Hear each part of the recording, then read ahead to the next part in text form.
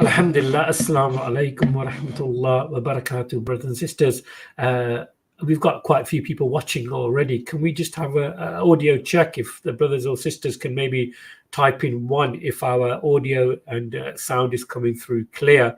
But we've got a very interesting show today with our brother Yusuf Ismail all the way from South Africa.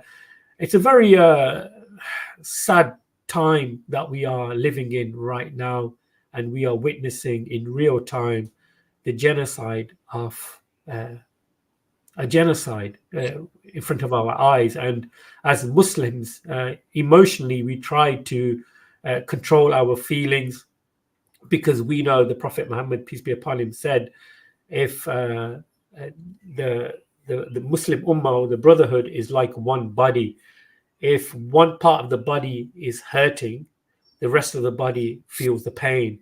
And this is what we are all as Muslims really experiencing right now. Yes, this is the thing we'll be talking about, Brother Guman, is a situation in Rafah. I could not continue to watch the images from Rafah. I couldn't. It was just horrific. And we shouldn't, we shouldn't rely on these Western governments to support us. For example, Biden, the red line. Where is the red line gone now?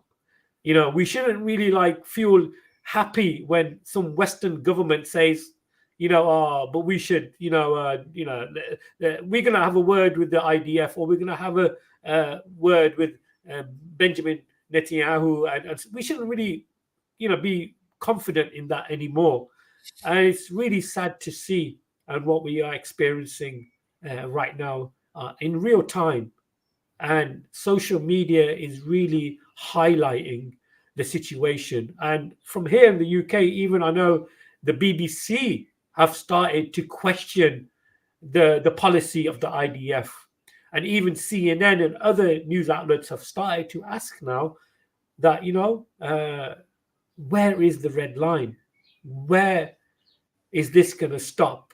What do you need to do to stop the massacre and the genocide of a whole group of people? And with that, I'm going to pass the mic on to our beloved brother Yusuf Ismail. Assalamu alaikum wa rahmatullah wa barakatuh, Yusuf. Nice to have you, brother. Wa rahmatullah wa barakatuh. It is actually a national public holiday in South Africa, because we all are supposed to go to the polls, the national elections. And a lot of our parties, yes, some parties are supportive of Israel, not necessarily directly, but implicitly. And so that, in a sense, has, to a large extent, determined choices for many South Africans in terms of who they're going to vote for in the elections, the national elections every 5 years.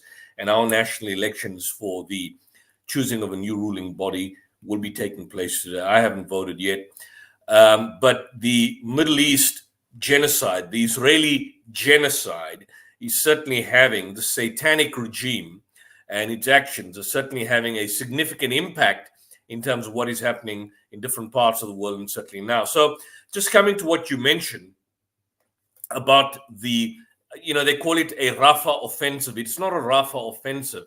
It's a Rafah genocide. It's a Rafah extermination of Palestinian civilians. The timeline is as follows, so people can know, those who at least who have been living in some cave, and we have had some Christians and Jewish Zionists living in caves.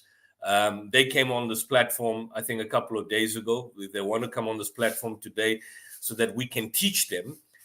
They're more than willing to do so. But just to give you a brief timeline, in May, on the 6th of May, Israel began its attack around the city. Before that, if you recall, at the beginning of 8th of October and the earlier months, all the Palestinians were told to go down to Rafah and go down to the Al-Mawasi, wasteland. Go down there, you'll be safe. So there were about 200,000 Palestinians in Rafah, because that's how much it accommodated. That's a number of people that it had. At this particular point in time, approximately, well, at least before the now attack happened, you had a situation of 1.4 million people, Palestinians, men, women, and children, squeezed in and seeking shelter. And what then happened is that in May, immediately after that, Hamas accepted a ceasefire deal. Hamas has been going the way and accepting talks on ceasefire, which was proposed by Egypt and Qatar. And even to a certain extent, they accepted some of the terms and conditions that were put forth by the United States. But they were totally rejected by this warmongering, genocidal, evil, satanic, lunatic state known as Israel. And so after the rejection, Israel then conducted these bombing operations on Rafah. They seized the Rafah crossing. They closed it. The IDF then entered, IDF death squads entered populated areas on the 14th of May. And they captured the Philadelphia corridor. They seized the Rafah border crossing. They then ordered alleged evacuations in Rafah. And when people were evacuating, they were killing them. And then on the 24th of May, as led by the South African government brought an application. The International Court of Justice ordered an immediate halt to the attack. And for those who are wanting to see this particular ruling, I just want people to know that there is this ruling, the ICJ May 24th order. That is a ruling that was passed by the International Court of Justice. Let's go to this particular ruling. Let me open it so people can essentially know that the ICJ made an immediate ruling that Israel has to stop its military attack on Rafah and leave and get out. So here's the ruling that we've got. If I can just try and open the screen. Let me see if I can get the screen open. Rafah, the report for the ICJ order.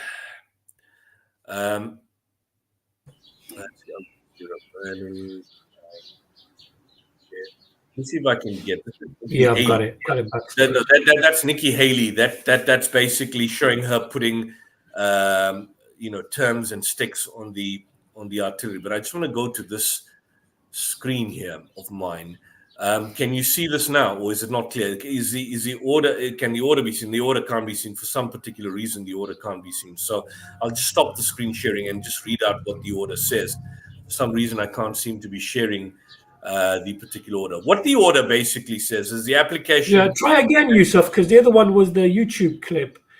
Try that one again because the YouTube clip, but for some reason the order is on PDF, and for some reason the order is not basically being shown. But it's fine. What I will do is I'll go directly to the vote and the measures adopted, the conclusions and the measures adopted by the International Court of Justice. And so the measures are as follows. By a vote of 13 votes to 2, Israel shall, in conformity with its obligations under the Convention on Prevention of the Crime of Genocide, immediately by 13 votes to 2. Now, 13 judges against 2 judges. The 2 judges that were against it were, again, the Ugandan judge, Judge Sebutinde. I don't know what they've got on her. I don't know why she's selling us. And of course, the Israeli Judge Ad hoc Barak, the Judge Barak, he opposed it. But 13 judges made the ruling that Israel is to halt its military attack and any other action in the Rafah governorate which may inflict on the Palestinian group in Gaza conditions of life that could bring about its physical destruction in whole or in part. And then by 13 votes to 2, maintain open the Rafah crossing for unhindered provision at a scale of urgently needed basic services and humanitarian assistance.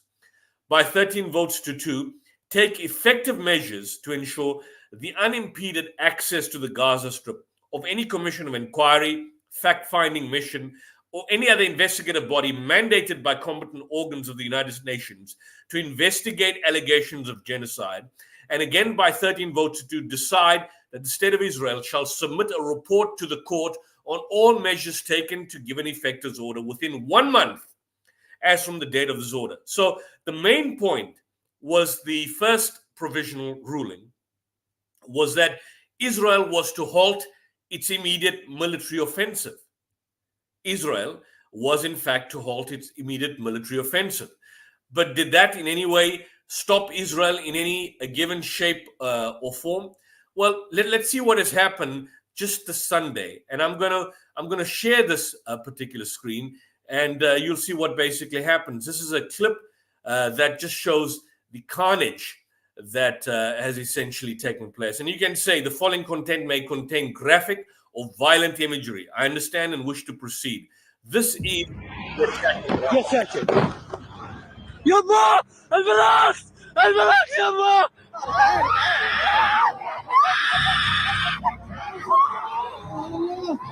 لا اله الا الله لا حول ولا قوه يا الله يا شهيد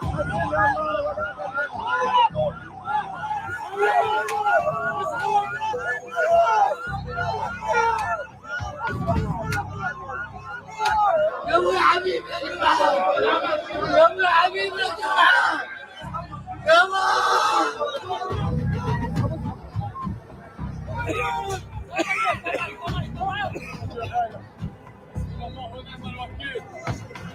الله ونعم الوكيل فرد يا عالم فرد كان شقيقته يجي علي كان قصبه والشوارع كلها معه وانحرقت.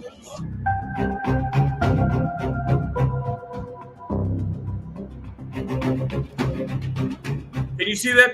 The strike hit Block 2372, and Israel never told the Palestinians there to evacuate.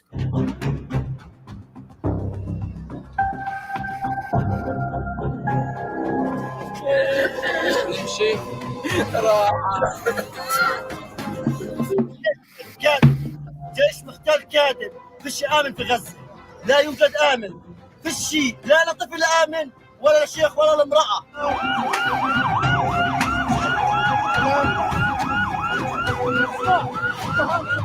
The court considered that, in conformity with the obligation under the Genocide Convention, Israel must immediately halt its military offense and any other action in the Rafah governorate which may inflict on the Palestinian group in Gaza conditions of life that could bring about its physical destruction in whole or in part. And happily, what we have seen in the immediate hours is that Israel continues the military action that has been asked to stop.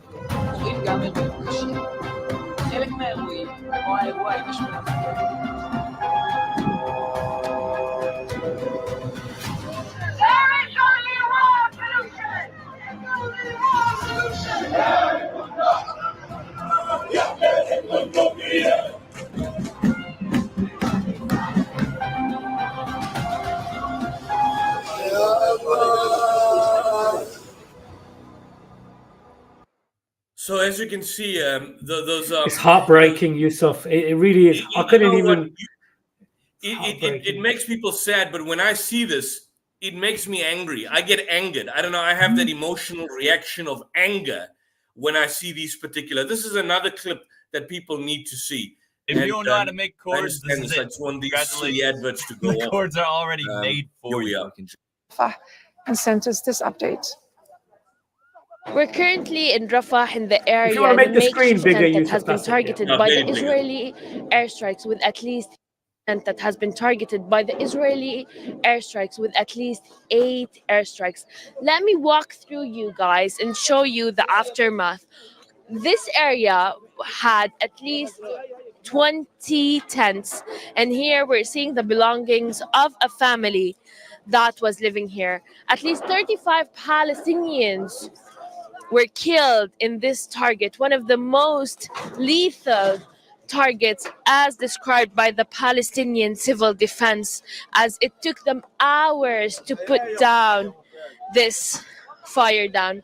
Unfortunately, the firefighters tried their best to contain the fire, but again, there has been no water resources in the Gaza Strip, especially after the Israeli forces closed the Rafah crossing, and no fuel has been entering the Gaza Strip. Since then, they have been trying to put it down, but there's no water resources. All of this area was filled and packed with Palestinians that were forced to evacuate from several parts of the Gaza Strip. There are still families here, still in this area, even after the target, because they simply do not have any place to go and are 100% sure that wherever they go and wherever they evacuate, the Israeli airstrikes are going to chase them. This is Hind Al-Khudri, Al Jazeera, Rafah, Gaza, Palestine. So this is basically just to listen. I mean, and this is now picked up by mainstream news reports, mainstream outlets that are basically showing and quite clearly, I see it's no longer on the screen, that are basically showing that this offensive, I think I see you removed it. That's fine. You can take it off the screen. I don't need it anymore. We can stop the screen share. That this Rafah offensive, this Rafah attack, this evil, sadistic regime have basically, shown callous disregard.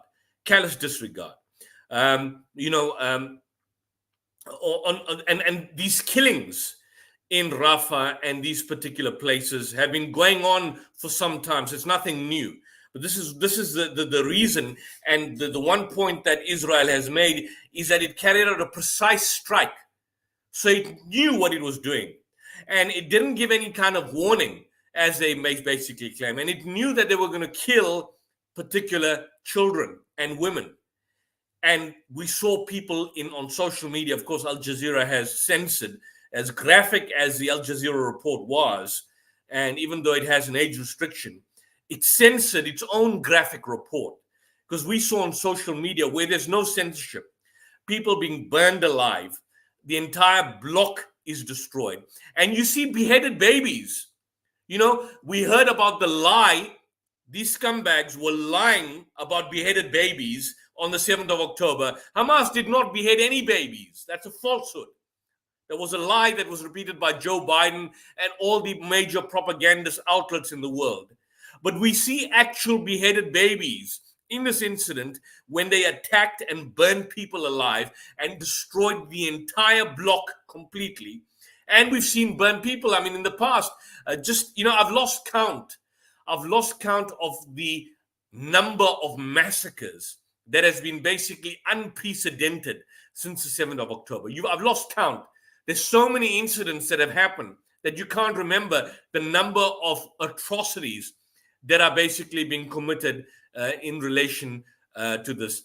I mean, even the Times of Israel, which is a pro-Zionist, pro-Israeli news outlet, cannot basically cover up what's essentially happening. Even the Times of Israel has basically stated that what is transpiring, what is going on, is the reality that people have been killed. I'll share the Times of Israel report. Yes, this is the Times of Israel. The only disclaimer is that they claim that Israel basically targets Hamas. And how many commanders they target? They target two. Apparently two Hamas commanders that they allegedly target. So they engage in them. Israel at airstrikes. This is from the Times of Israel, claiming 45 were killed. The Palestinian Red Crescent were there, and they totally destroyed. And you just see a couple of pictures in the little camps. These were the two individuals that they said to have been targeted. We don't know. They don't know if they succeeded. They don't even know if they succeeded. And Netanyahu, the spokesperson for Israel, is now claiming that this may have been a particular mistake. This may have been a mistake. And so here's it here.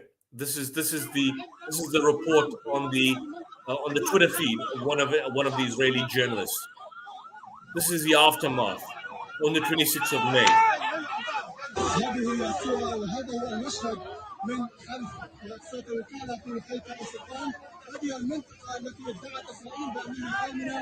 This is the Rafah tent camp where people were burnt alive.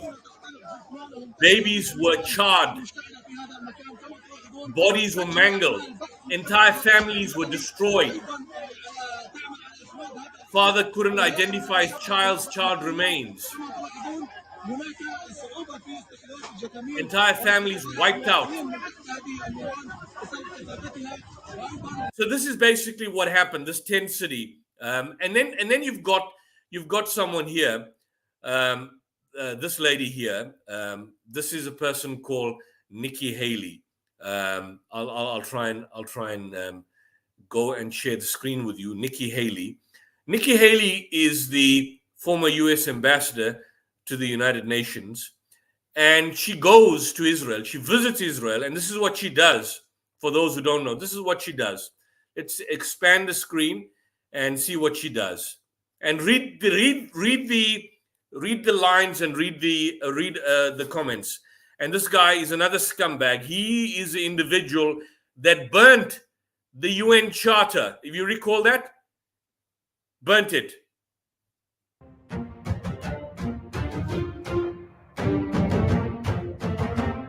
So this is what she wrote. She goes, there's this thing. She goes there. This is Nikki Haley. She writes on the bombs, the artillery shells. Finish them. America loves Israel always. Nikki Haley. What would you call such a woman? I don't want to use vulgarities. What would you call her? It's Nikki Haley.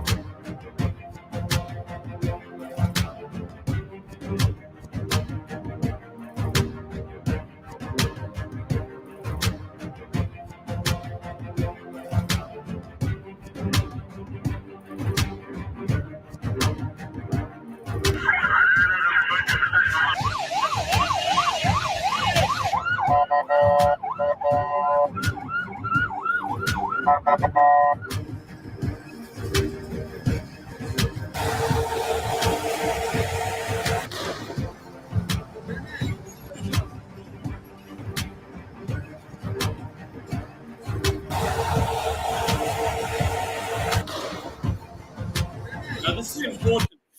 The Al-Mawasi camp is what I forget her name, but your Israeli ambassador to the United Kingdom, your Israeli ambassador, one of the Britishers, the British blockheads that are supporting, were at the initial stages of the war making the claim that they can go to the Al-Mawasi camp, the Al-Mawasi area, like a wasteland. It's essentially a wasteland with dirt and desert. And the Israeli shelled, the tanks shelled and murdered 20 people just a couple of days ago.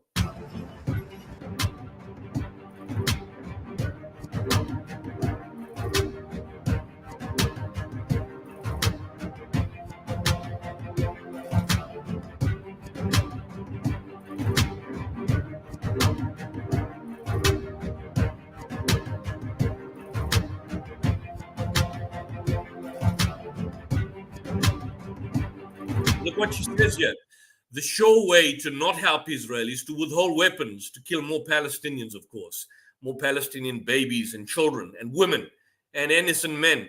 The sure way to not help Israel is to praise the ICC, the ICJ, or any of those that are condemning Israel instead of condemning what happens. So she wants you to condemn these international legal instruments and courts and international law because of her infatuation. By the way, she's an Indian. This is actually, I don't know what her real name is, but she's an Indian wanting to be white American.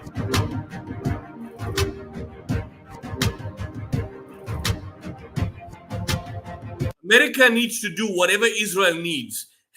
Whatever Israel needs, America needs to do. And stop telling them how to fight this war. You're either a friend or not a friend.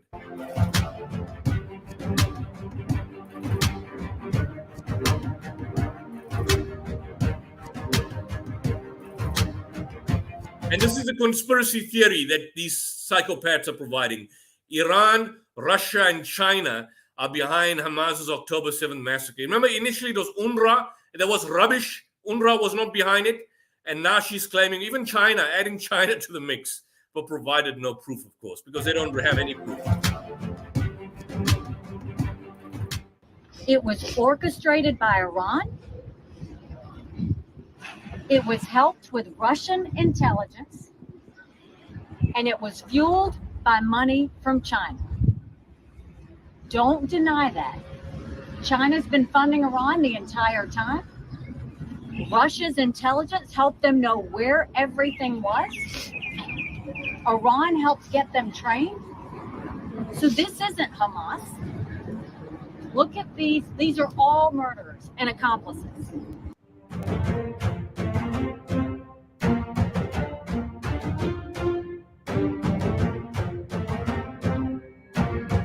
Essentially, a political career is basically over. She's in the political wilderness, the scumbag, and this useless, shameless careerist.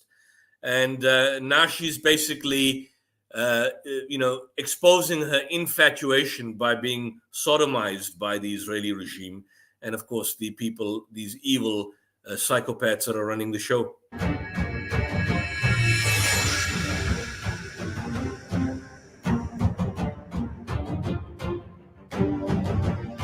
Support of Donald Trump. So that's the type of people that you've got there that are behind this, and I think it's just shocking in terms of what we're seeing. I don't know how, after all of this, anybody can essentially defend this genocidal regime. Anybody can essentially continue supporting the slaughter, the massacre, the sadistic. It's a kind of a sadism that these individuals have towards all kinds of towards these people, towards these. They've created a situation where they've basically dehumanized them. So, coming back to the timeline, on Friday, the International Court of Justice delivers an order that Israel has to halt its offense in Rafah city. It makes that order clear, unequivocal. This is an order by the highest court in the world, the International Court of Justice. And Rafah, it makes an order knowing full well that it's a city with more than 1.5 million displaced people who were sent there by Israel in the first place. So they came there to seek refuge, and they ran away, and they were told to leave. And what then basically happened is that, the area is obviously full of tents. The area is full of tents that is put up by UNRWA, the UNRWA logistic log. They put people in these particular tents because their houses are destroyed. Their houses are destroyed, so they put them in tents for displaced people. And then these tents are made of nylon fabric and they're made of wood. And then Israel decides, basically, that past midnight on Sunday, they decide to go and attack the tent city of displaced refugees. And what happens when you attack the tent city of displaced refugees living in a tent that is made of nylon fabrics and wood? It's going to burn. It's going to burn people alive. And that's a worst form of manner in which you can die. So here's genuine, legitimate, real-time proof in real time that Israel is burning people alive. You know what the irony is? All those atrocities, those false atrocities, the atrocity propaganda that they accused Hamas of engaging in, which Hamas did not engage in. All those false atrocity propaganda that they accused Hamas of engaging in, they are doing that. They have done that since the 8th of October. They've raped people at the Al-Shifa hospital. They accused Hamas of doing that. There was no evidence brought up about Hamas doing it. They shot children at the Abu Shadia al-Ghazala school in cold blood. They burned people alive, as in here. They massacring individuals after individuals. I mean, I've lost count. I can't remember. There's so many massacres, that you can't even remember the number of massacres that Israel is in fact committing. They caused every single hospital to be totally out of service. And then we've got these scumbags that came on our program a couple of days ago. One of them is a character called Adam. I don't even know if it's a real name. And then there's another scoundrel called himself Christ is a sword, or Christ brings a sword. Both of them ran. They ran like cowards after being thoroughly exposed. And this is the point. The point is that there's so much you can go to in defending evil. But if you're an evil scumbag yourself, then there's nothing more. There's no other way for you. You're beyond hope, beyond any kind of reality, beyond any kind of redemption. Because the ideological belief systems that you follow are so evil and so fundamentally rotten to the core that you can't even see evil when it's before your eyes. Therefore, you have to make all forms of excuse and justification for this type of evil. And so you've got a situation that the situation is totally catastrophic. There's a total catastrophe. People are being killed by the day at this point in time, and I haven't seen the latest reports, but it's basically continuing. For those who want updates, I assume that in the United Kingdom, you've got Al Jazeera. I assume you've got Al Jazeera on your TV networks. If you don't have Al Jazeera, then at the very least, you've got the YouTube channel, because Al Jazeera has been doing sterling work in exposing what's been going on. And by the way, I may add also that to a certain extent, some of the embedded reporters in CNN, they've been doing sterling work. Jeffrey Diamond is one example where he was an embedded journalist. And what had happened was that the Israeli soldiers lied to him that they were basically blowing up these graves because there were tunnels underneath these graves. And he pointed out, he basically went unattended and discovered that there were no tunnels underneath these graves. He discovered that Israel was callously mowing over dead people. Their tractors were basically driving over dead people. We saw the mass graves where people were having their hands tied behind them and they're being shot in the head. We saw the Flower Massacre not too long ago, where Israel basically, people were running in starved individuals, and they were then basically murdered in cold blood. The excuse that was being made was that these people died in a stampede. Well, the question I need to ask is, how many people in a stampede die and are found with bullet wounds to their brains? Bullet wounds to their brains. What about their own particular aid workers, leaving aside the fact that you've killed 300 aid workers already and 147 journalists? What about your own hostages that are probably being blown up as a result of the bombing? Notwithstanding the fact that when naked hostages, your own hostages, ran to you screaming in the Hebrew language with a white flag, fully naked, they were shot in cold blood. So it's got nothing to do with hostages. It's got nothing to do with saving lives. It's all about mayhem, massacre, destruction, ethnic cleansing, and genocide.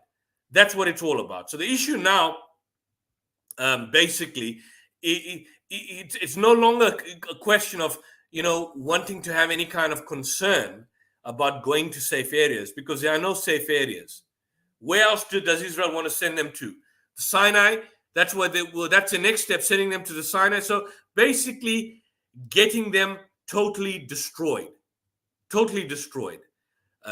This is the reality of the actual situation that we have, and I think the situation is getting worse and worse as it basically comes. So when it comes to these attacks, when you see these dead children, kids and women, all of them civilians, when it comes to attacking tents, soft area that can be easily destroyed by wind or by heavy rain in a general sense.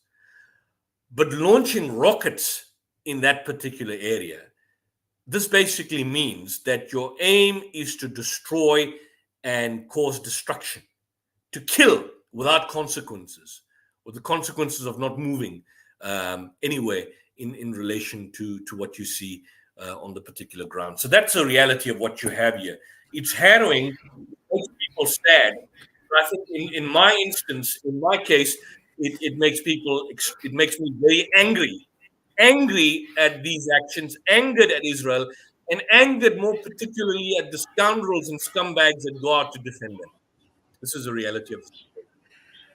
I just also want to add, Brother Yusuf, is that the bomb that they use, I think, is called the GBU 39. It was actually made by a US company called Boeing. And I do feel that, Israeli, the IDF army are basically telling everybody else, especially the Americans, that we're not going to listen to you. We don't care what you say. We're going to do what we want to do. And I do feel that these political powers, like, as for example, Biden and the spokesman, are being embarrassed. They are being embarrassed in front of the world, because they're saying to Israel at one hand, you need to stop what you're doing. But at the same time, the weapons that they're using are US-made weapons. And it's really embarrassing for the Western countries. And now, of course, recently talking about Western countries, you saw a handful of countries accepting Palestine as a state. What's your take on that? Well, I mean, the United States and the UK, to a lesser extent, has always been supporting Israel with its weaponry. I'm not surprised in any way, shape, or form. This whole notion of, the temporary cessation of weapons by Joe Biden, I mean, it's a total falsehood. In fact, the arguments were made a couple of days back that if Israel was to continue with its Rafah offensive, Biden may temporarily seize and suspend the supply of military equipment. But the military equipment has been continuing.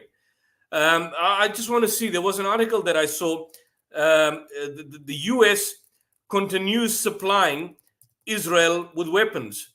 This was a report that was on CNN, and in fact there was a massive uproar by Congress when there was a pass. This was a bill. This was on the 16th of May. In fact, by ABC News. Let me just open the news article here, and you can see all the usual suspects on this particular news report. Let me open this and send this to you. This is a news report by the House. This is on the 16th of May. So here's the situation. Biden says that, look, if Israel continues its here we are. I just want to put this softer. Here we are. Basically, this was the House. It passed a GOP bill to force Biden to continue weapons transfers to Israel, even though Biden said that he would veto it. So the House on Thursday, this was earlier in May, passed a Republican-led bill to condemn Joe Biden's approach to Israel and force him to send arms shipments to the US ally, despite the fact that he's already been sending weapons throughout this war. The final vote was 224-187. 16 Democrats voted for the bill, going against his own Democratic Party, going against the Democratic leadership and Biden. The measure is a culmination of the political fallout from Biden's recent pause. So it's just a recent pause. Someone's murdering you in your house and stabbing you, and he says, look, I'll give you a 5-minute break. 5-minute break. And that's what's going to happen. Republicans have seized on the actions to attack Biden, accusing him of betraying Israel due to political pressure. And Biden, by the way, has been one of the most pro-Israeli presidents in recent times. One of the most pro-Israeli presidents in recent times. And yet they're accusing him, of anti-Semitic. The other issue is that the Biden administration informed Congress that it's moving forward with more than $1 billion in new arms agreement with Israel. Totally new arms agreement with Israel.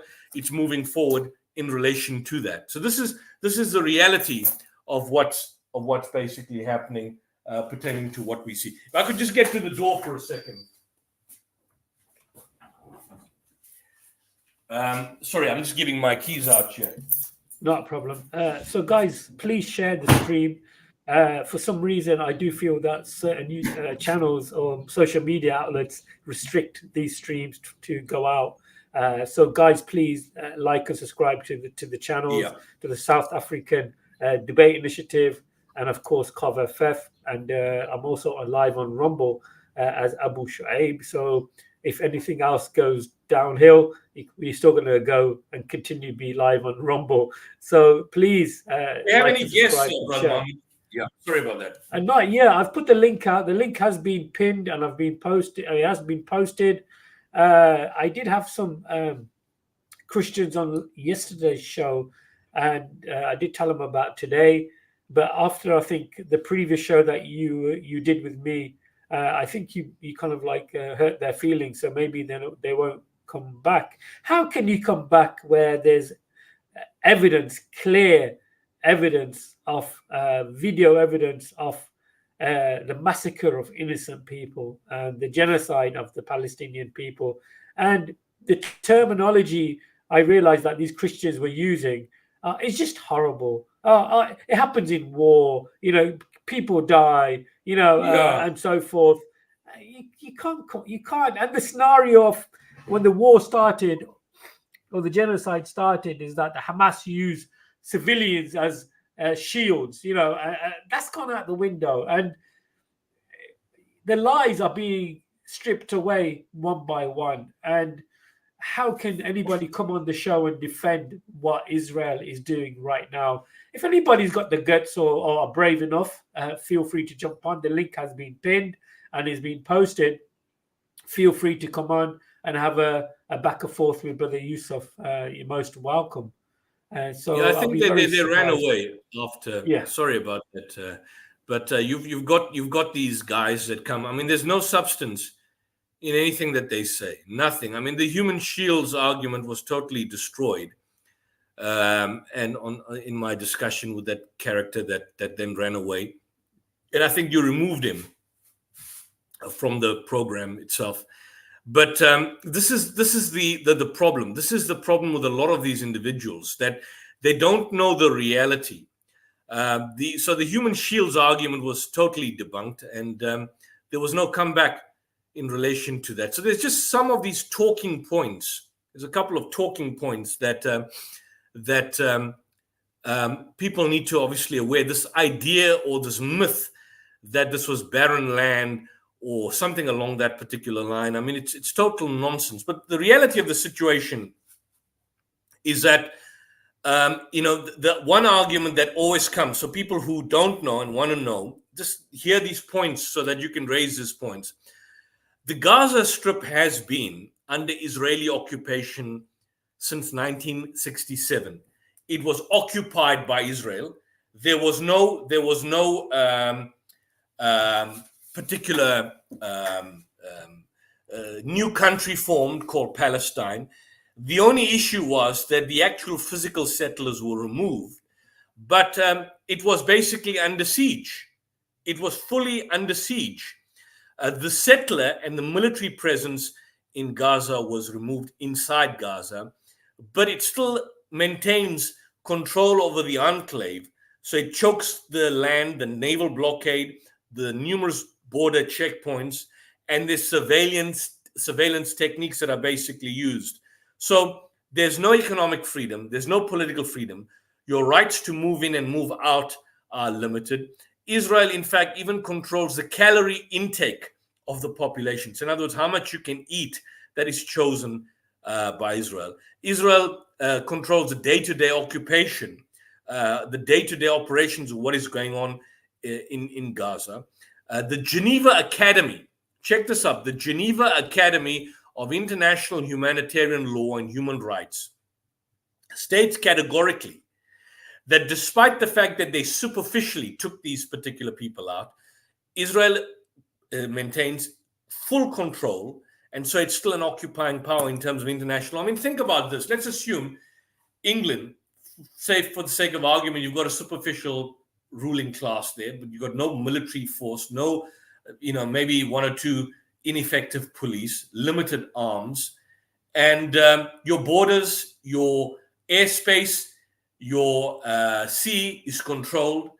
What food comes in and what food comes out is dictated to by one country, say, for example, hypothetically, France. What would you say? Basically, France would be in effective control of the Gaza Strip. So the Gazans occupy no autonomy in day-to-day affairs or control. And for that particular reason, Professor John Dugard, our country, my professor of international law, who presided as the United Nations Special Rapporteur on the situation in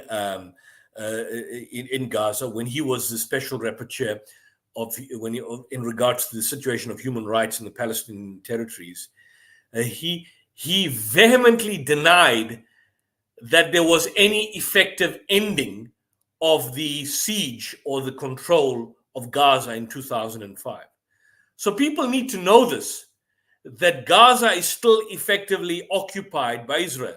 Israel controls the airspace, it controls the sea space, it controls the external borders, it controls the border crossings of Rafah, it controls the goods, ultimately it controls everything. Now I saw that there's an individual, and a lot of people make the claim, what about Egypt? Well, Egypt's a different country entirely. So Egypt doesn't maintain control over Gaza. Egypt's a different country. Egypt can decide who enters its country or who doesn't enter its country. That's not the point. Gaza is under Israeli occupied control. Gaza forms part of Israel, and Gaza is controlled by Israel. So you can't raise the issue, well, what about Egypt? Egypt doesn't control Gaza. Egypt is not dictating the airspace or the military space of Gaza. It has a border with Gaza, and it decides whether it wants to let Palestinians in. But one of the reasons why Egypt doesn't want the Palestinians to enter Gaza is that if they do, the fear is, whether rightly or wrongly, is that if the Palestinians are displaced and enter into Egypt, what then happens? It basically gives full autonomous control over Gaza. My view is this: why not get rid of Gaza? Why not just get rid of West Bank? No longer Gaza, no longer West Bank. Have one entire country. If you're going to call it Israel, let's call it Israel. And then everybody gets a vote. Everybody gets a vote. So everybody's in Gaza, everybody's in the West Bank, everybody's in Israel, everybody that's in East Jerusalem, everybody gets a vote. You have an immediate situation like South Africa, either call for a referendum at the initial stages, and then a national vote. So there's no longer Gaza, no longer West Bank. Let's have, for the sake of argument, hypothetically, one country, Israel. Okay, let's just have one whole country, Israel. And everybody who stays in Israel has a vote. The Knesset is immediately dissolved. The Knesset is immediately dissolved, and we all go to the polls. Israel will never allow it, and its scumbag supporters will never allow it, because they know full well that giving the vote to every person that is within the borders will effectively mean the end of Israel. So they will never allow it. They want the status quo to continue. So I'm happy with the situation where we just have one, we rid ourselves of the idea of Gaza, we rid ourselves of the idea of West Bank. And if you want maybe Jews to go in Gaza, well, maybe let them go. If you want Jews to go in the West Bank, let them go. But let the Palestinians also go anywhere they want to. Let the Palestinians from the West Bank and the Gaza travel into Israel. Let them set up houses in Israel. Then it's a free-for-all. Why don't we have a free-for-all? And then we have a situation where every single person has a vote. Let's support that solution.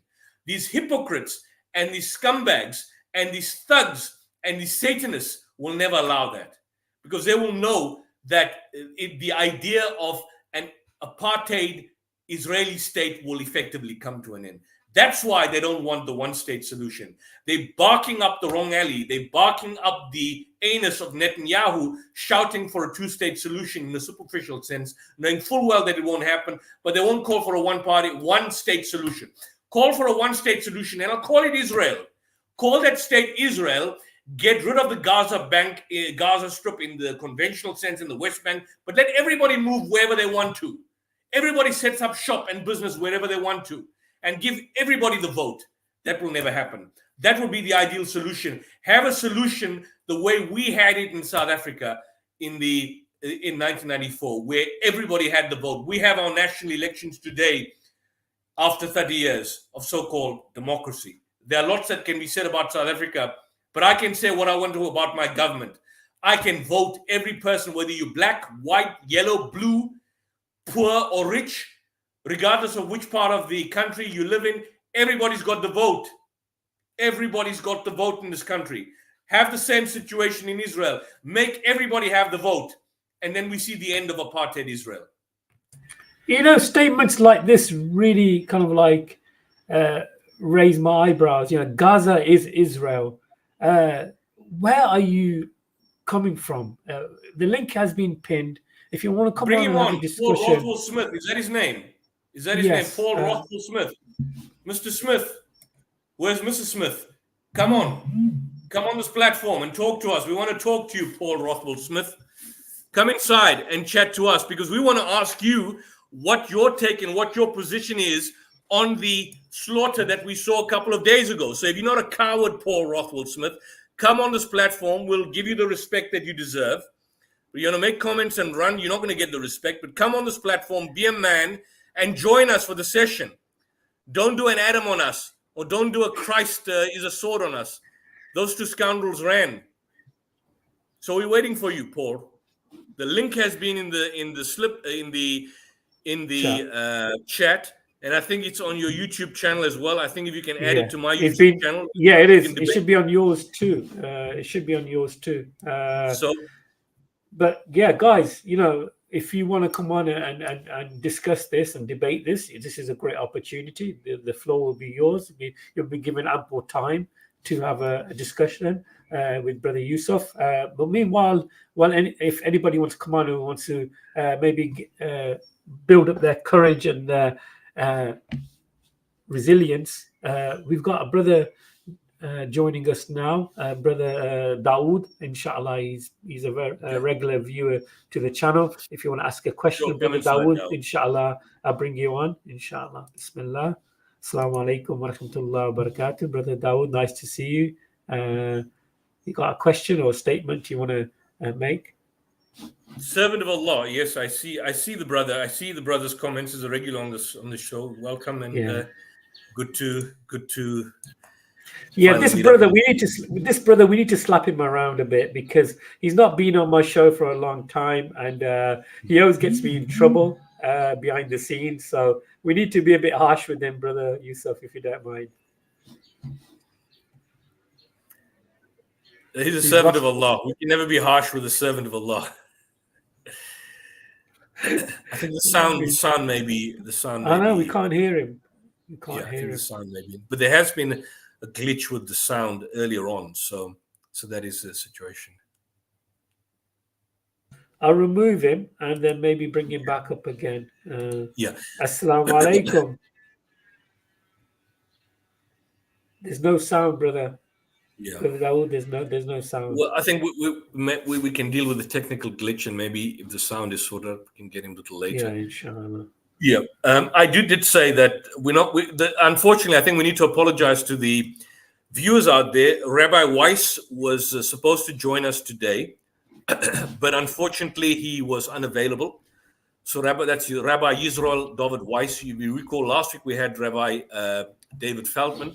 Rabbi Weiss agreed, and at the last minute, I think he was committed. He's also from New York City, but he has committed to join us in the near future. And then, of course, we will be probably getting a couple of more exciting and interesting guests. Some of them from the United Kingdom. So we can get in with them. Assalamu alaikum wa rahmatullahi wa barakatuh. Your audio is, brother, it's very low. And an echo. Okay.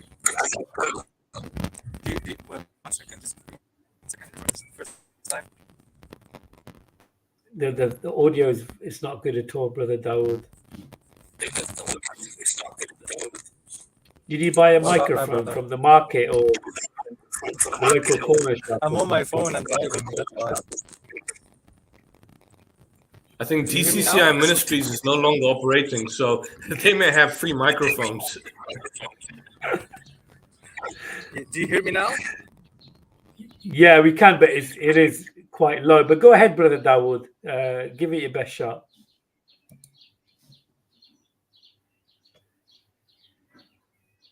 I think there may be a he's problem. got one of these cheap. Okay, but I want to made in China. Yeah, I think there may be an issue there. But whilst we're waiting for him, I want to share something with you because the news is just coming now. As we talk, as we basically talk. Can I just share something with you? I want to share something with you right now. This is a 1-minute clip. I just want to share the screen Brother Mohammed, so we can share the screen so we can see, because this is news as it's coming now. Where are we? Yeah, this is a maternity hospital in Rafah that has just been damaged now. Just now, about an hour or two ago, in an Israeli attack. So this is the latest clip. So Israeli strikes have hit the vicinity of a maternity hospital in Rafah. That guy, Mr. Smith, can you see this if you're still there? They've attacked a maternity hospital. هاي صعبة وين قصر؟ وين؟ خبطتنا. مين خبطك؟ ال 16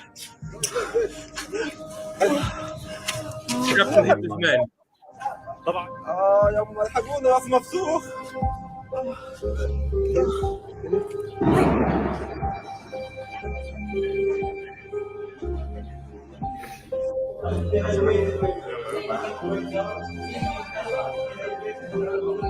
Come on and defend this. I want you guys who've got the, I don't want to use the term, the big balls. Come on and defend it.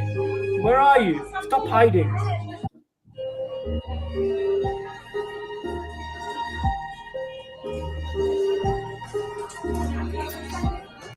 That's basically just an hour or two ago. And then, of course, you know, the safe zone that you're this is the safe zone that you're, I want to try and find that clip where the Israeli ambassador to the United Kingdom, I forget her name, spoke about it. This is the safe zone, Al-Mawasi safe zone, that Israelis are supposed to go. Let me just take the stuff out here.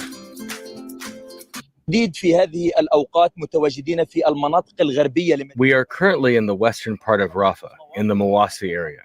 This is the third wave of airstrikes committed by the Israeli forces in less than 48 hours. Displaced Palestinians came to this area after the Israeli military designated it a safe humanitarian zone. Thousands flocked to the area and put up tents for shelter. How many of your family members have been killed? My mother and father, the most precious thing in my life. I lost a piece of my heart. What do the Israelis want from us? Haven't they had enough? Haven't they got weary?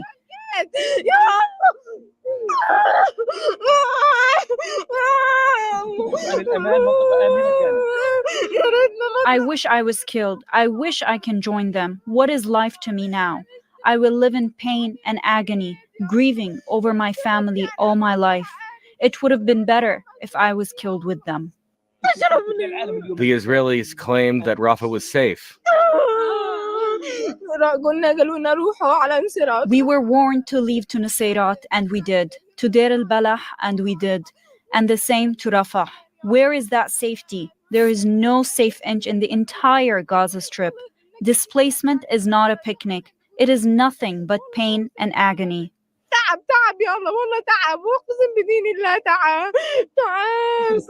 What is your message to the world?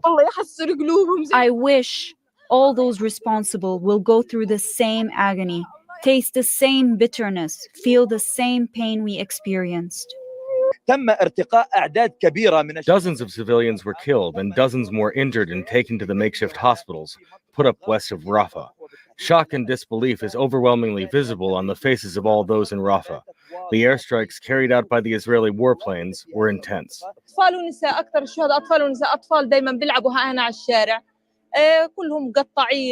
Most of those killed were women and children. Children were always playing here. They were all torn to pieces, body parts scattered all over the place. Women and innocent children. There is no safe place in the entire strip. The victim families were displaced from Al-Shati area in Gaza City. It wasn't the first time to be forced to move.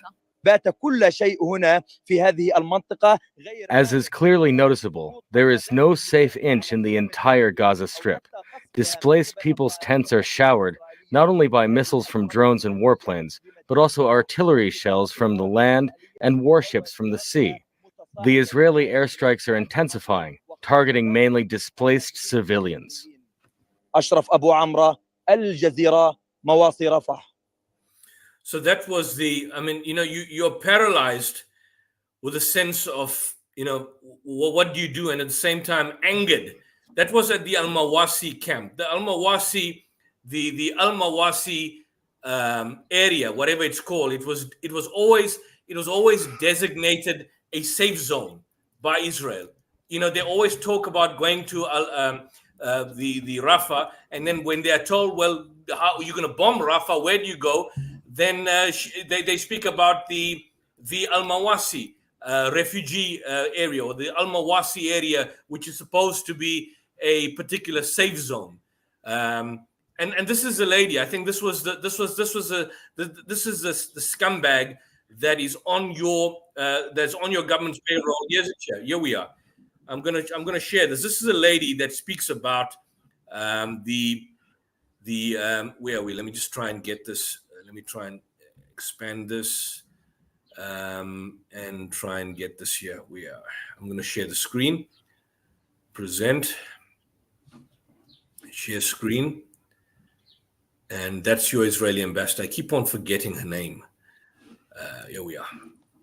Humanitarian crisis in Gaza this morning. There is no humanitarian crisis because there isn't. There is no. Israel is in charge of the safety of the Israelis. Hamas is in charge of the safety of the Palestinians. We've been showing pictures this morning that would illustrate that there is a humanitarian crisis in Gaza. Can I ask you something? Yeah. Are you a mother? Yes. What would you think if your children would have been executed in front of your eyes? Would you expect your government to think about those Nazis committing those crimes and to say, You see, this is what we call this. We call this projection. The same thing that you're accusing. This is exactly what Israel is doing. She asks her, are you a mother? Are you a mother? What would you expect your government to do or your people to do if your children are being executed in front of your eyes? Well, that's what Israel is doing. Expect your government to think about those Nazis committing those crimes and to say, wait a second, first of all, we need to protect the enemy, and then to protect my children. Your children come as priority to your prime minister. So do you know that? We have been showing images this morning that illustrate that there is a humanitarian crisis in Gaza. So blame Hamas and ask Hamas why they started those atrocities, walking So around. you acknowledge that there is a humanitarian crisis? I'm saying there is no. Israel is working. So what do you think is happening? What is happening? There is a war in Gaza, a war that Hamas started by committing a horrible massacre on innocent Israelis. The world have seen that. Wait a second. That are innocent civilians. Just I want to say and give a little bit of a context. Those people created crimes that are worse than ISIS. That's basically the crimes that are being committed by Israel now, worse than ISIS. Because we know those beheaded baby stories was a myth. The mass rape was a myth. The burning of Israeli civilians was a myth. Israel is burning Palestinians, and Israel burnt their own Israelis, invoking the Hannibal Directive when they blew up the various kibbutzes on the day of the 7th of October. When the Americans started this fight of ISIS, together with the coalition forces, over 100,000. So this is not the clip that I wanted to show, but there is a clip where she speaks specifically about the Al-Mawasi. She's your ambassador, and I see the Sky News host is always asking questions, but very subdued in her approach. They need someone hard to deal with these kind of repugnant individuals. And who do we have now? Brother Dawood is back, inshallah. He's got another device. Assalamu alaikum. Wa alaikum assalam wa rahmatullahi wa barakatuh. Forgive me, brothers. I was driving and the connection was really bad from my side, so apologies. I wanted to first of all thank you guys for everything that you're doing.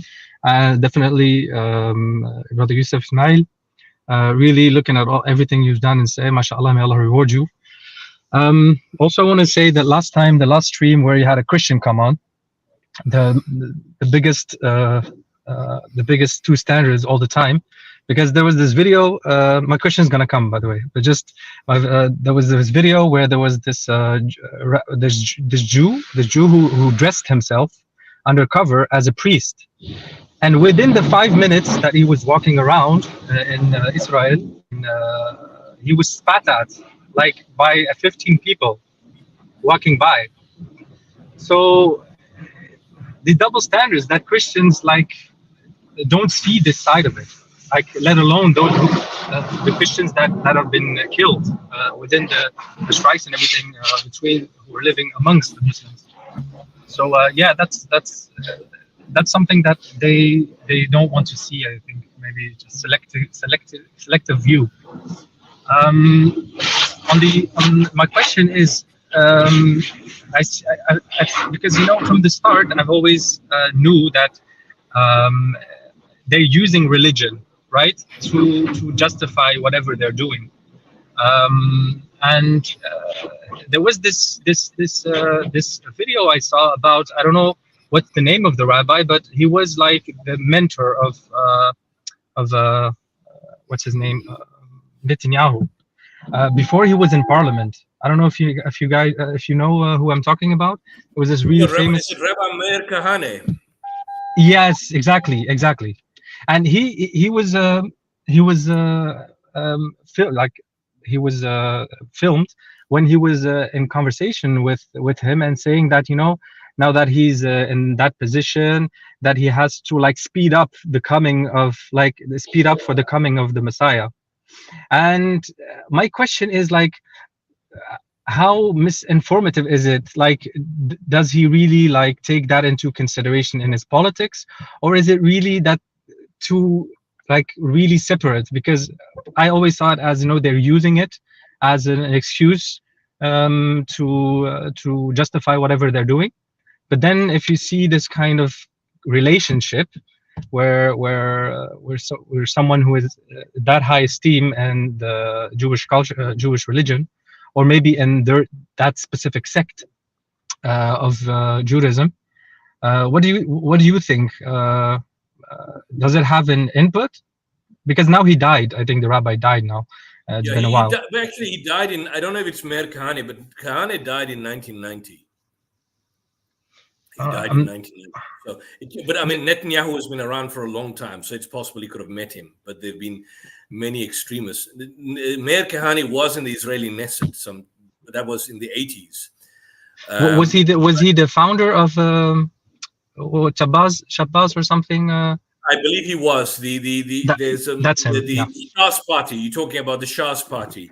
Yes, exactly. One of the founders. So I think your question basically is on the religious aspect pertaining to what is going on in Israel. Am I correct? And its attack on Gaza. In fact, I think the question we asked Norman Finkelstein a couple of weeks ago, I think about 2 weeks ago, on the same issue, and he made the point that it's not a religious war as such. And I think the far right, even amongst the Christian far right, they would want you to believe that this is a religious war.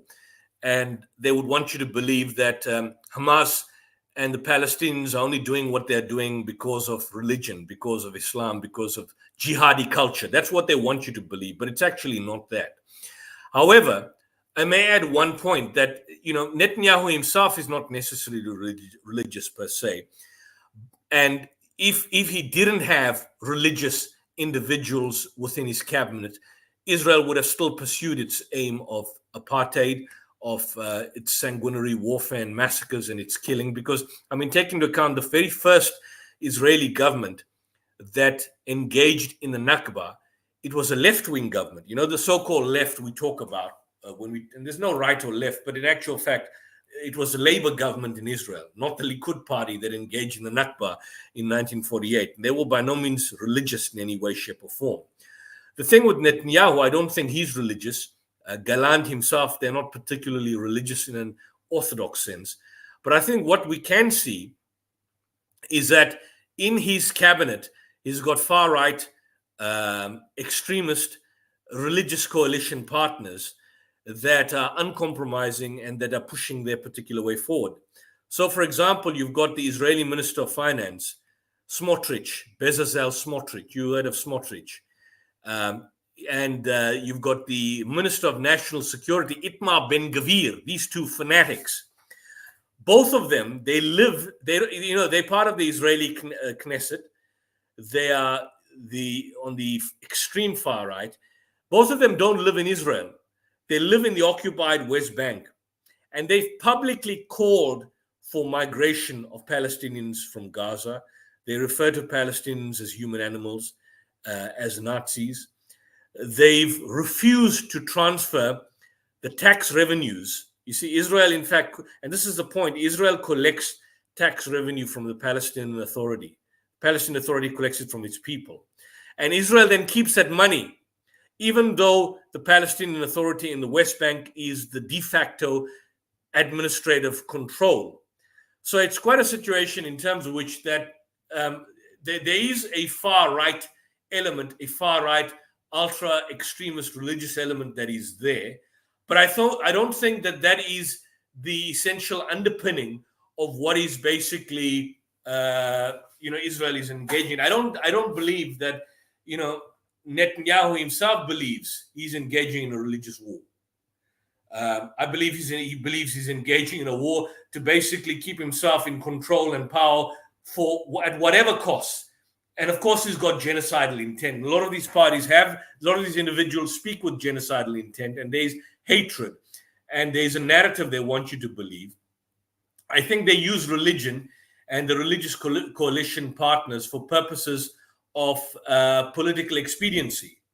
So his religious coalition partners go to even further than what Netanyahu himself may publicly proclaim, although in private he may say the same thing. But he needs them, because without them, his government would fall. And, Netanyahu is already facing charges of whatever, fraud, bribery, breach of trust. Maybe he's running a brothel, whatever the case is. He would lose that kind of immunity and the support that keeps him out of the reach of the judiciary. So the religious or far right basically sustain the existing Israeli regime. But I don't believe, as Finkelstein and as many other commentators point out, that this is necessarily a religious war, that this is a war, based upon religious Judaism as such.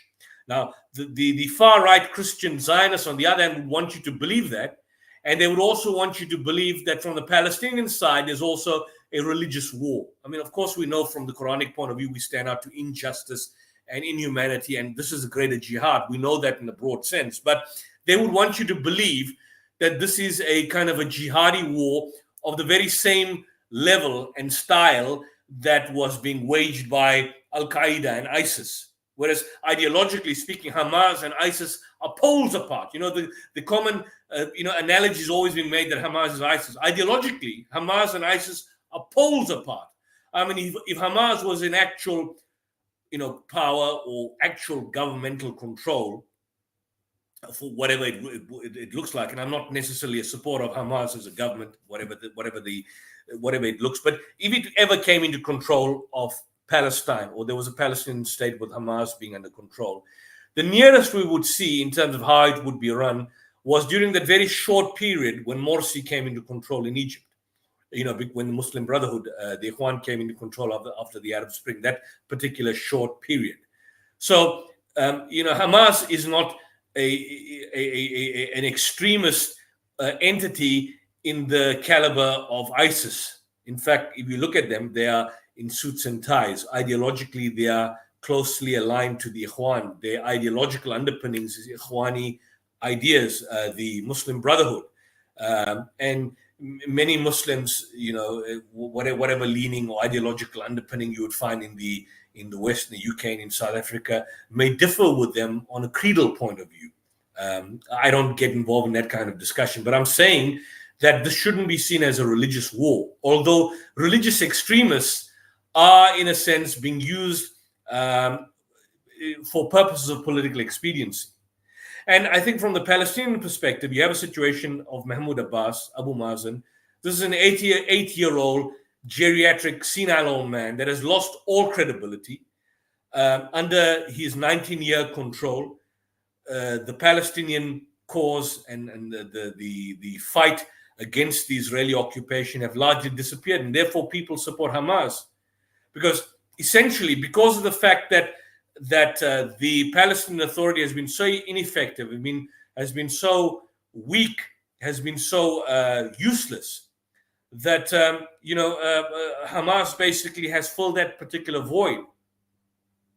A poll in 2023, in fact, showed that Hamas's popularity was actually growing, even amongst secular Palestinians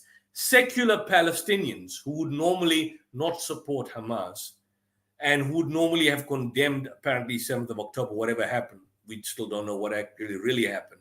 They're now in support of Hamas. But that doesn't necessarily mean that this is now transforming into a kind of a religious conflict, and it shouldn't be seen. And I asked Norman on this point, and he said it's not a religious conflict.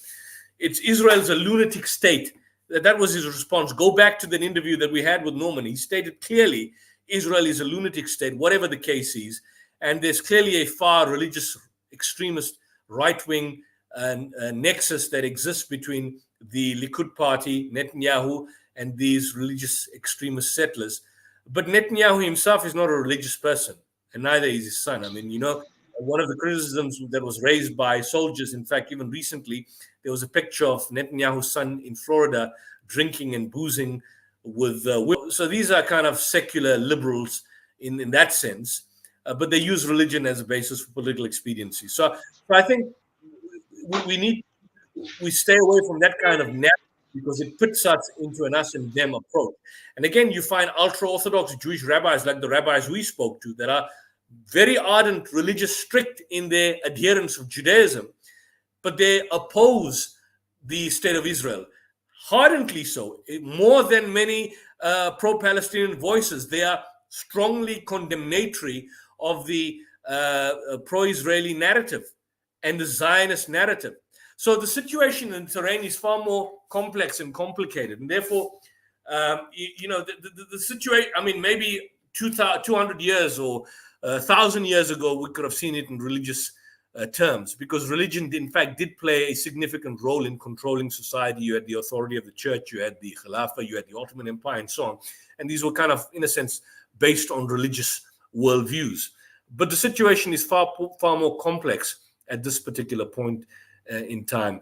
And so what I see this is as Israel as being a last, the last remnants of the remaining settler colonial outposts in the world today. And I think what we're seeing and what we have been seeing over the past several months, particularly on Sunday, and certainly over the past couple of months, bodes badly for Israel in terms of its public opinion. I know Norman has a view, and he had the particular view that, look, people's memories are short, and he lived through some of the most grotesque massacres and atrocities that he saw, the Lebanon War, the Sabra and Shatila massacre, the Operation Cast-led Operation Pillar of Defense, and people forgot. But this is different. Now people are saying that what we are seeing is in fact worse than the Nakba. None of us were at least alive, at least certainly not in this chat, and I know neither myself nor Brother Mohammed, I don't know about you, brother. None of us were alive during the actual Nakba. My mother was just born just a year before the Nakba, I think 48, 47. She was born then. She's about 74, 75 now. But none of us lived through the Nakba. But what we are witnessing now is, as many analysts have pointed out, worse than the Nakba. Worse than the Nakba. So whilst we have this talk about the power of fundamentalists and the power of religious extremists dragging us to the so-called religious wars of the past, I don't see this as a religious war as such. It's not a religious war. I don't think it's a war, based on, for example, differences between Judaism and Islam. Or certainly Hamas is not engaging in what they are doing because they are religiously mandated to kill and murder Jews, which is the kind of rubbish and hogwash that I'm hearing in the Western media. That's not the aim. In fact, Rabbi Feldman and Rabbi Weiss, I was going to ask him more about his meeting. They met with the Hamas leadership. They met with the Hamas leadership in 2009. These are ultra-Orthodox rabbis. Unfortunately, for those who are just joining the stream, Rabbi Weiss couldn't join us at the last moment. He had to cancel. But these were ultra-Orthodox rabbis that met with the Hamas leadership. It's got nothing to do with Hamas's hatred towards Jews or hatred towards Judaism or hatred towards Jewish individuals. In fact, whenever Jews were attacked and murdered and slaughtered, and there were pogroms against them in history, where did they run to? They ran to Muslim lands and Muslim homelands. So it's got nothing to do with Islam's war on Judaism, or contrariwise, as some Orthodox Jews would say, Jewish wars against Islam. Now, these far-right extremists like Smotrich and Itmar Ben-Gvir and some of these fanatical Jewish settlers that are there on the West Bank would like you to believe that this is a religious war and that they are fighting against jihadi culture and jihadis, but that's a false narrative that needs to be confronted. So I hope that basically kind of answers, the question in terms of where you ask, the issue that you basically raised. Are you still there? Yes, brother, I'm still here. Thank you so much. So what you're saying is Netanyahu is basically just putting his foot in every area that he can to get support. So he promises whatever interpretation someone has of what he's doing to gain his power and stay in power. Well, let me tell you firstly, Netanyahu is not a religious person. A friend of mine, and I haven't chatted to him for some time, from Israel, Rabbi Tovia Singer. If you know Rabbi Tovia, his wife, Netanyahu's wife, is suing Rabbi Tovia Singer. You can check the reports on Google. And the reason for that is that Netanyahu accused Tovia Singer accused Netanyahu's wife of being a closet born-again Christian. And I'm saying if Netanyahu was an ultra-Orthodox Jew or a practicing Jew, he would never have allowed that. So for him, and as many people have shown, people like Gallant, Netanyahu, a lot of these members of his cabinet, they're secular. I mean, they drink, they booze, they party. His son, I mean, if you see his son's behavior in Florida, going to nightclubs and so on, they basically are not religious in any way. And I think this is the other point that needs to make. They're hardcore Zionists. And Zionism as an ideology, its creation was in fact created, the ideological underpinnings of our Zionism was white settler colonialism and indeed atheism. I mean, Theodor Herzl himself was an ardent atheist. Chaim Weizmann, they were not practicing Jews, although they used Jewish history and Jewish religion and appealed to the archaeological ancient Exodus as a basis for this creation of the settler colonial state, which is now known as Israel. But they were by no means practicing Jews. But where it's convenient, the Jewish fanatics and the Jewish extremists are the useful idiots. So so let's put it this way. The Jewish fanatics and the Jewish settlers are allowed to do whatever they want to do, but they don't run the scene. They don't control the scene, in a manner of speaking. Okay. They're not in control of the scene. And Netanyahu allows them and uses them, so members of the Shah's party, and he needs them for all intents and purposes. But they don't run the scene. But the agenda of the Jewish extremists get out. So, for example, a Jewish extremist who's a Jewish by a very extremist religious Jewish person, like many of these settlers, they justify their particular incursions in the West Bank and they kick out the Palestinians. Now, the Israeli regime would allow that to go on, but it doesn't mean that the Israeli official policy would basically allow that in terms of religious grounds, but they give them free reign. This is the whole point. And Netanyahu does this. And Netanyahu needs them because without their support, who does he have? I mean, some of his own cabinet members are against him. The Labour Party is against him. You've got this extremist, Naftali Bennett, who's opposed to Netanyahu. He was a former prime minister a couple of years back. He's pro-settler, but he's by no means religious, but he supports the settlers. So it's a schizophrenic society that you have in existence. And that's why Finkelstein describes Israel as a lunatic state. It's an evil state. It's a satanic state, even though a lot of these people are not religious per se. Well, yeah, it's Dajjalic, like you said. Is it that why then we are hearing that, State of Israel or those kind of, the red heifers and stuff that they're bringing is because they're also brainwashed in the sense that they think that that the power like Netanyahu, etc., are really behind them in the sense of what they believe. So that's why they're preparing for the third temple, etc., or is it just out of the the eschatology of the Jews that just happens right now, that they found the heifers and they're gonna try to start the whole process? Or Yeah, look, this is a situation. The so-called red heifers, and I think you're talking about the Texan red heifers, right? That was something which was used by the Temple movement. Now, the Temple movement, which is not again, that's not official Israeli policy, but again, they're given the free rein, because Israel may want this to happen at some point in the future, but it's not officially stated. At least their spokespeople don't say this as such. What the Temple movement's plan was, they sacrificed these red heifers, and they saw that as a kind of a step towards the final goal of building the third temple over Al-Aqsa Mosque.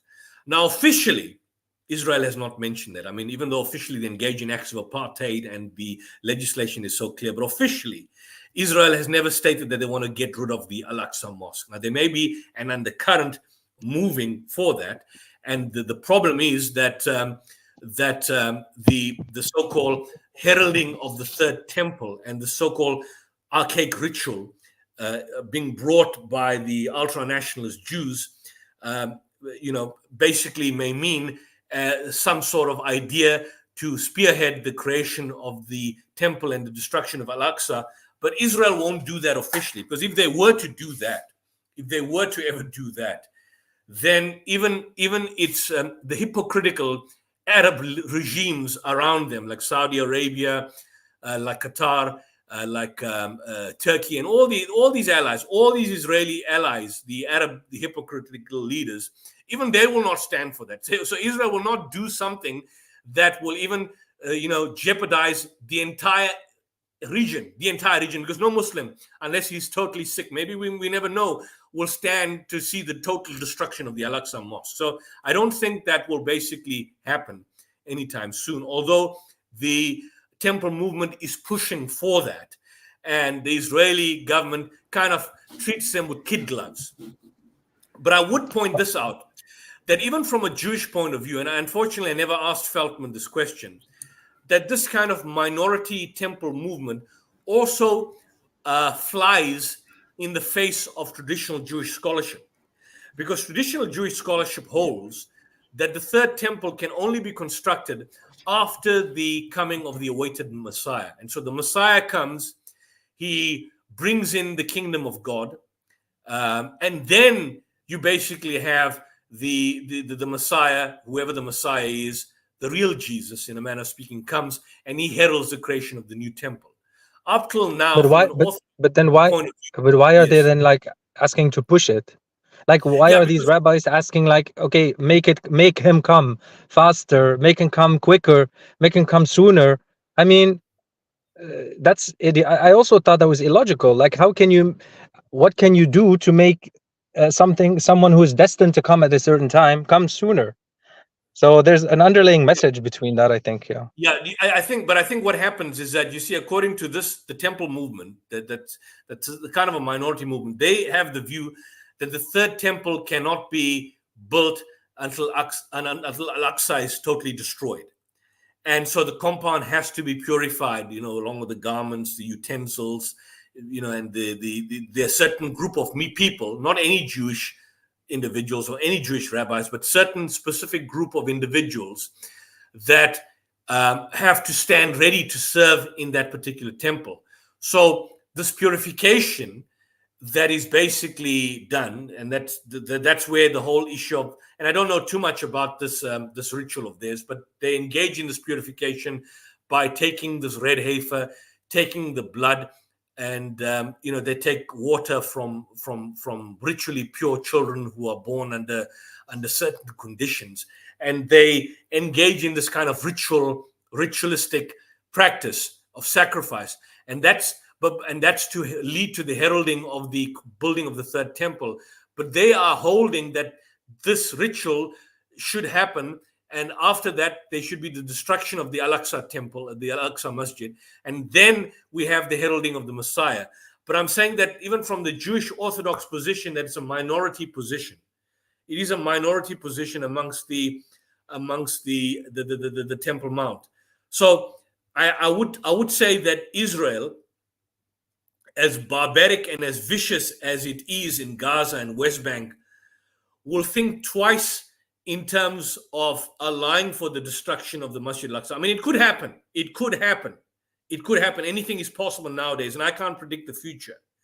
But at least for the past few decades, there were these threats that happened after the Second Intifada, particularly, when you recall Ariel Sharon. I don't know how old you are, but when Ariel Sharon made that symbolic entry into the Al-Aqsa compound in 2000, which then commenced with the Second Intifada in 2000, that led to the actual Second Intifada. And back then there was talks about the destruction of the Israeli of the Masjid al-Aqsa. I would think that at some level, Israel would like the Masjid al-Aqsa to be destroyed, but from a policy point of view, I would believe that they would be somewhat cautious, because that would basically signal all out. That will signal all out wars. I mean, if Israel bombs the Al-Aqsa Masjid, I mean, the United States will run out of excuses that it is making at this particular juncture, because the excuse now is that there's Hamas. So what are they going to say? That Hamas has been holed up and has built tunnels on Al-Aqsa, under the Al-Aqsa compound, and then therefore they have to bomb the Al-Aqsa. So I doubt that will happen. Again, I cannot predict the future. This temple movement is a concerning movement. It is disturbing. It has been given free rein by Israel. Israel deals with it with Israel doesn't arrest it. Israel doesn't stop its ritualistic engagements, satanic ritualistic engagements. But I'm saying once again that the Israeli regime, this evil apartheid Israeli regime, is not necessarily motivated by religion per se. Although they are religious extremists that run the show on that particular side. Thank you, Brother Yusuf. Just before I go, I'm younger than Mohammed. Okay. I'm also younger than him as well. he's a senior citizen amongst. Inshallah. I just wanted to burn him. Inshallah. Thank you so much, and keep up the good work. Inshallah. Yes, Mohammed. I'll make sure I tap you out next time. Don't worry. Inshallah. Assalamu alaikum, brother. We've got to rush through the guests. Yeah. He smashed me so many times in the past, and I've got to get one back on him. But he's a lovely brother, mashallah. We've got to rush through the questions. There's two brothers backstage. We've got about 5 to 10 minutes left until we end the show. Initially, we did plan for an hour and 15 or 30 minutes, but we're slightly over that. And I do apologize, Brother Yusuf, but we've got two brothers backstage. Brother Ridwan, I'll be bringing you on now. And please, brother, it's nice to have you on the show. Feel free to ask a question or make a statement. Yeah, assalamu alaikum, brother Yusuf. Wa alaikum salam. Yeah, assalamu alaikum, brother Mohammed. So the quick question I have for you, since brother Mohammed have a very, very limited time, politicians like Nikki Haley that went to Israel writing on artillery shell, finished them off, or these evangelical Zionists in US like John Hagee. I think these people are terrorists and they should be arrested. What do you think about that, Brother Yusuf? Because I think if an imam is saying what they are saying, I think the imam will be arrested right away. What do you think, Brother Yusuf? No, I agree with that entirely. I agree with that. I wholeheartedly agree with that, totally and utterly. I mean, Nikki Haley, her presidential campaign was a total failure. She was stunning. She in July. 2 years ago, I think 3 years ago, 2022, she basically stated she wants to run as a presidential candidate for the 2024, and she failed dismally. She won one of a primary, but eventually, for some reason, she won only one primary compared to 14 from Trump, and essentially, she basically lost. So she's out of the presidential campaign. She's basically in the political wilderness at this particular point in time. She was with the United Nations as the particular ambassador. She wants to join right-wing. She's had affiliations with right-wing conservative think tanks. And as you correctly pointed out, she goes all the way. And this is in May. And I think, in fact, let me find the news report. the putting of the particular forward message on the Israeli bombs was done after the actual killing of those Palestinians on Sunday, of those Palestinian women and children. In fact, let me just see what date did she actually go. Let me share the screen here and see what date she went. So let's just see what date she went to Israel. So remember, we showed you this horrific images at the beginning about Israel burning civilians alive. And this is a Newsweek article. Newsweek, again, is I wouldn't say an ultra right wing, but it's a far right news magazine. It's a news magazine. And here she's here. On Monday, Haley, the former South Carolina, who also served as U.S. ambassador in the United States, visited Israel, where she met with survivors of the Knesset attack. Haley traveled to Israel's north border with a member of the Israeli Knesset, Danny Danon, who posted photos signing her name with the message, "Finish them, America, hard drawing." She's got a hard drawing to Israel, artillery shells. This is what she's being. This is basic. So this is on Monday, the day after we see the worst massacre where children are burnt alive and beheaded by Israelis. She sends, so it's not before the incident. This is after the incident. This is an evil woman, an evil, repugnant, repulsive woman. And this is basically what you would call a terrorist.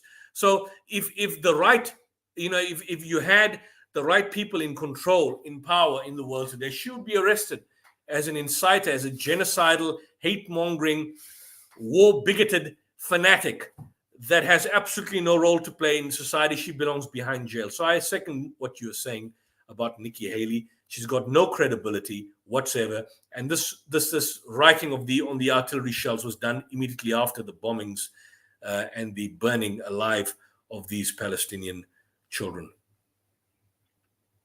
I hope that answers the question, Ridwan. Yeah, that answers the question, Brother Yusuf. What about the evangelical Christian Zionists, especially John Hagee in U.S., preaching all this craziness, turn the Gaza into parking lot, all those kind of things?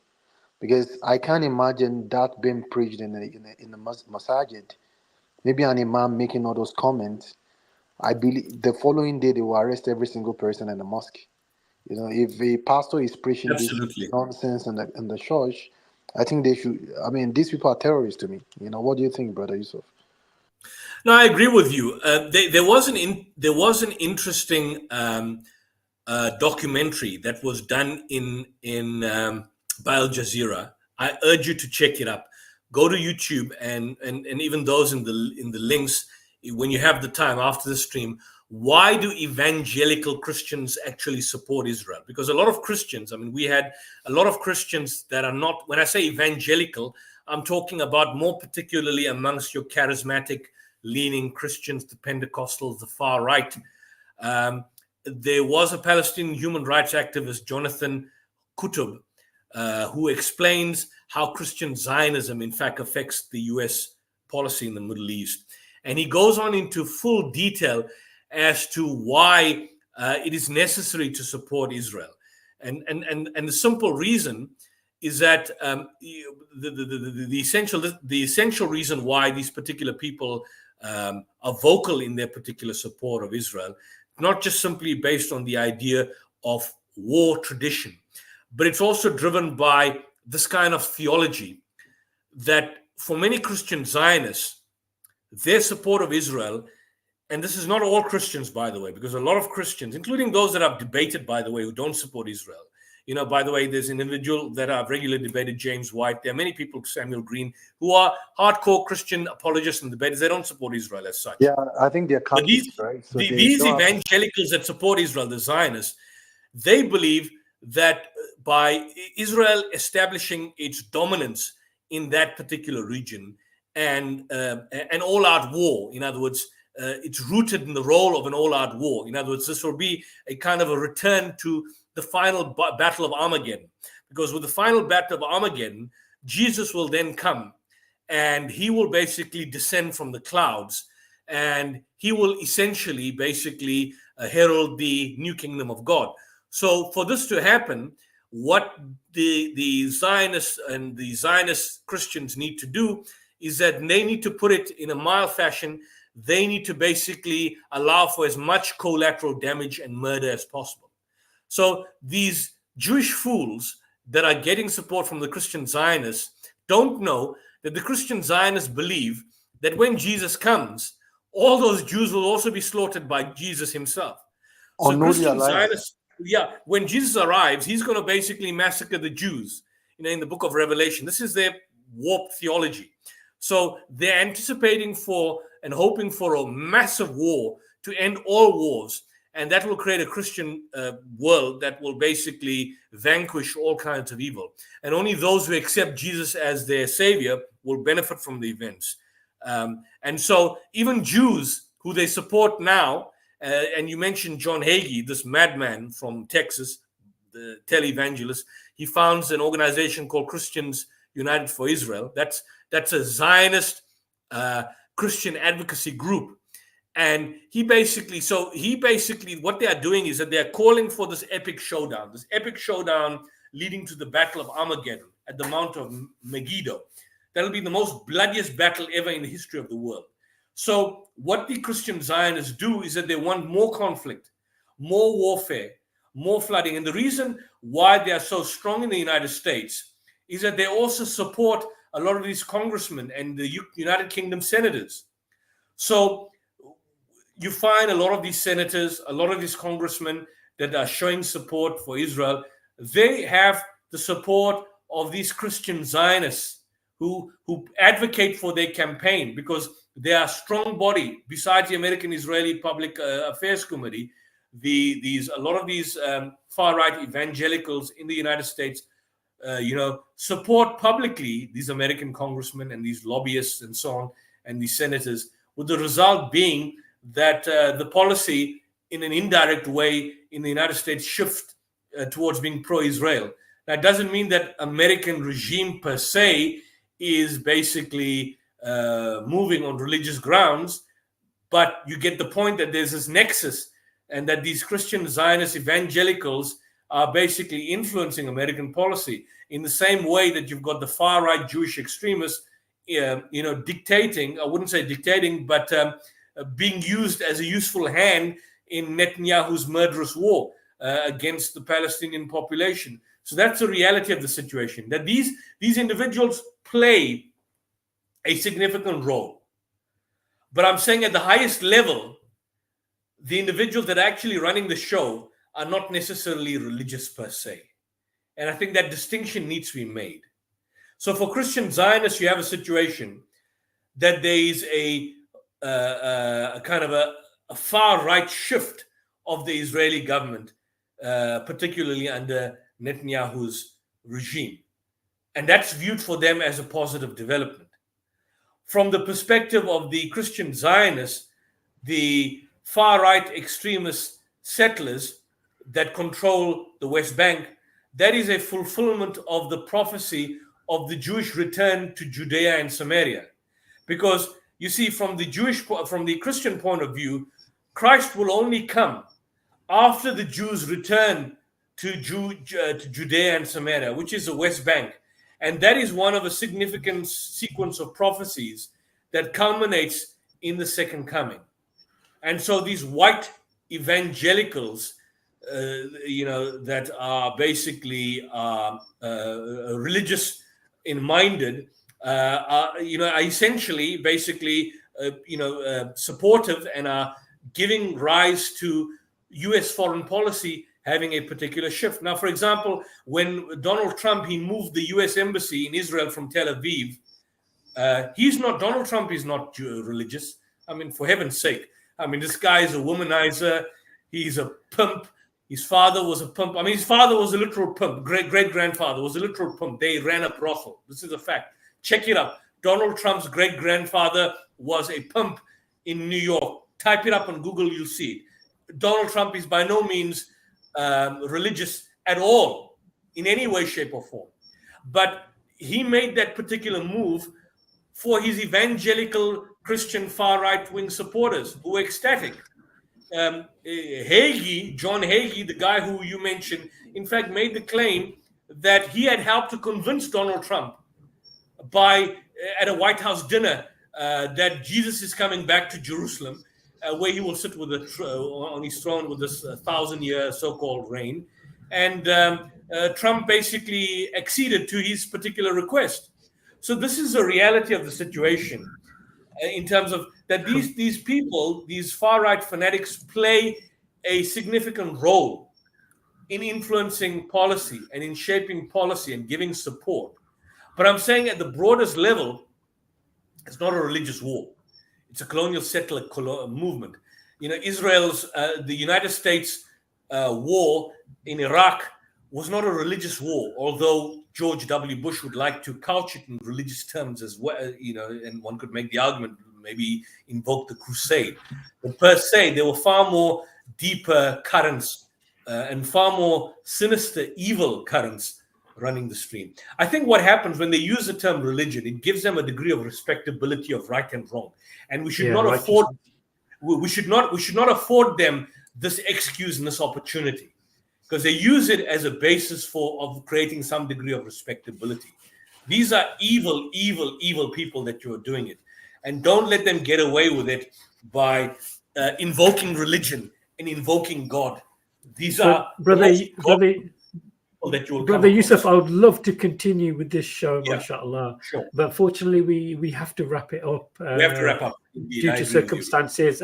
We can definitely continue in a later, maybe on Friday if you're available, Sure. if it's possible, or another day. Let's get Rabbi Weiss and see when he's available as well. Absolutely. But yeah, it's been a fascinating show. Really, really enjoyed it. All the comments have been positive. Really appreciate everybody's support in sharing this stream. But we need to really reach out to more of an audience. So my request to the brothers and sisters, please share the YouTube channel's link to your friends and family on Facebook and other social media outlets, on your WhatsApp group. Big shout out to my sponsor here, Hamza Ashraf.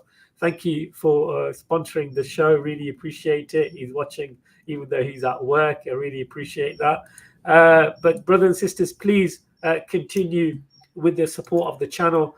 Support the Yusuf Ismail's channel, the South African Debate Initiative. Let's keep this movement going up and up.